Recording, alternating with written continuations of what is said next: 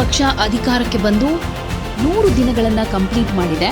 ಇದರ ಬೆನ್ನಲ್ಲೇ ಸಿಎಂ ವಿಜಯ್ ಪ್ರತಿನಿತ್ಯ 20 ಗಂಟೆ ಕೆಲಸ ಮಾಡ್ತಾರೆ.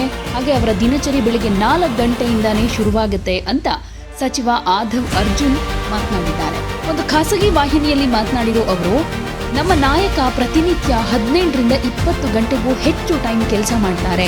ಬೆಳಿಗ್ಗೆ 4 ಗಂಟೆಗೆ ನಮಗೆ ಕಾಲ್ ಮಾಡಿ ಪ್ರತಿಯೊಂದು ಇಲಾಖೆಯಲ್ಲಿ ಏನಾಗ್ತಿದೆ ಅಂತ ವಿಚಾರಿಸ್ತಾರೆ. ಅಂಥವರು ನಮ್ಮ ಮುಖ್ಯಮಂತ್ರಿ. ಸಿಎಂ ಆಗಿದ್ರು ಕೂಡ ಯಾವುದೇ ಅಹಂಕಾರ ಇಲ್ಲ. ಜನರಿಗಾಗಿ ನಾವು ಕೆಲಸ ಮಾಡೋದಕ್ಕೆ ಬಯಸ್ತೀವಿ ಅಂತ ಹೇಳಿದ್ರು. ಹಾಗೆ ಸಿಎಂ ಅವರನ್ನ ರಾಜಕೀಯ ಸನ್ಯಾಸಿ, ಅವರು ಸಂಭ್ರಮದ ಕಡೆಗೆ ಗಮನ ಹರಿಸೋದಕ್ಕೆ ಬದಲು ಆಡಳಿತದತ್ತ ಹೆಚ್ಚು ಗಮನ ಹರಿಸ್ತಾ ಇದ್ದಾರೆ ಅಂತ ವಿಜಯ್ ಅವರ ಕಾರ್ಯವೈಖರಿಯನ್ನ ಹೊಗಳಿದ್ದಾರೆ. ಗೆದ್ದ ಮೇಲೆ ವಿಜಯ್ ಅವರು ಪ್ರತಿದಿನ ಸೆಕ್ರೆಟರಿಯೇಟ್ನಲ್ಲಿ ನೋಡ್ತೇನೆ, ಅವರು ಬಂದ ದಿನದಿಂದ ಅವರು ರಾಜಕೀಯ ಸನ್ಯಾಸಿ ರೀತಿ ಕಾಣ್ತಾ ಇದ್ರು. ಏನ್ ಮಾಡಬೇಕು, ಮುಂದೆ ಏನ್ ಮಾಡಬೇಕಾಗಿದೆ, ಅದರ ನಂತರ ಏನ್ ಮಾಡಬೇಕು, ಹಾಗೆ ಏನೇನು ಸಮಸ್ಯೆಗಳಿದೆ, ಪ್ರತಿಯೊಂದು ಇಲಾಖೆಯಲ್ಲೂ ಯಾವ ರೀತಿ ಸಮಸ್ಯೆಗಳಿದೆ, ಅದರಲ್ಲೂ ವಿಶೇಷವಾಗಿ ಭ್ರಷ್ಟಾಚಾರ, ಇದನ್ನ ಯಾವ ರೀತಿ ತೊಲಗಿಸಬೇಕು ಅನ್ನೋ ನಿಟ್ಟಿನಲ್ಲಿ ಯಾವಾಗಲೂ ಯೋಚನೆ ಮಾಡ್ತಿರ್ತಾರೆ ಅಂತ ಅರ್ಜುನ್ ಹೇಳಿದ್ದಾರೆ. ಹಾಗೆ ವಿಜಯ್ ಸರ್ಕಾರ ತನ್ನ ಮೊದಲ 100 ದಿನಗಳಲ್ಲೇ ಹಣಕಾಸಿನ ಸೋರಿಕೆಯನ್ನು ತಡೆಯೋದಕ್ಕೆ, ಸರ್ಕಾರಿ ಚಟುವಟಿಕೆಗಳಲ್ಲಿ ಹೆಚ್ಚಿನ ಪಾರದರ್ಶಕತೆಯನ್ನು ತರುವುದಕ್ಕೆ ಕ್ರಮ ಕೈಗೊಂಡಿದೆ ಅಂತಾನು ಹೇಳಿದರು. ಹಾಗೆ ಭ್ರಷ್ಟಾಚಾರ ಕೆಳಹಂತಗಳಲ್ಲಿ ಇನ್ನೂ ಅಸ್ತಿತ್ವದಲ್ಲಿರಬಹುದು ಅಂತ ಒಪ್ಪಿಕೊಂಡ್ರು. ಇದು ದಶಕಗಳಿಂದ ಮುಂದುವರೆಕೊಂಡು ಬಂದಿರೋ ಸಮಸ್ಯೆ.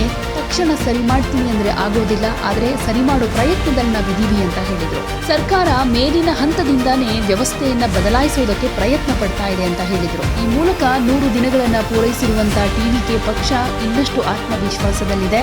ಹಾಗೇನೆ ಮುಖ್ಯಮಂತ್ರಿ ವಿಜಯ್ ಜೋಸೆಫ್ ಅವರ ಕಾರ್ಯವೈಖರಿಯನ್ನ ಹಾಡಿ ಹೊಗಳ್ತಾ ಇದ್ದಾರೆ. ದಿನಕ್ಕೆ 20 ಗಂಟೆಗಳ ಕಾಲ ಕೆಲಸ ಮಾಡ್ತಾರೆ. ಬೆಳಗ್ಗೆ 4 ಗಂಟೆಯಿಂದಾನೇ ಅವರ ದಿನಚರಿ ಶುರುವಾಗುತ್ತೆ. ಅಂದ್ರೆ ತಮಿಳುನಾಡನ್ನ ಯಾವ ರೀತಿ ಬದಲಾಯಿಸಬೇಕು, ಯಾವ ರೀತಿ ಅಭಿವೃದ್ಧಿ ಕಾರ್ಯಗಳನ್ನ ತರಬೇಕು, ಅದು ಜನರಿಗೆ ಮುಟ್ಟಬೇಕು, ಹಾಗೆ ಮಾದರಿ ರಾಜ್ಯವನ್ನಾಗಿ ಮಾಡಬೇಕು ಅನ್ನೋ ಕನಸನ್ನ ಇಟ್ಕೊಂಡು ಸಿಎಂ ವಿಜಯ್ ಕೆಲಸ ಮಾಡ್ತಾ ಇದ್ದಾರೆ. ಹೀಗಾಗಿ ಅವರನ್ನ ರಾಜಕೀಯ ಸನ್ಯಾಸಿ ಅಂತಾನೆ ಕರಿಬಹುದು ಅಂತ ಸಚಿವ ಆದವ್ ಅರ್ಜುನ್ ವಿಜಯ್ ಬಗ್ಗೆ ಹೊಗಳಿಕೆ ಮಾತನಾಡಿದ್ದಾರೆ.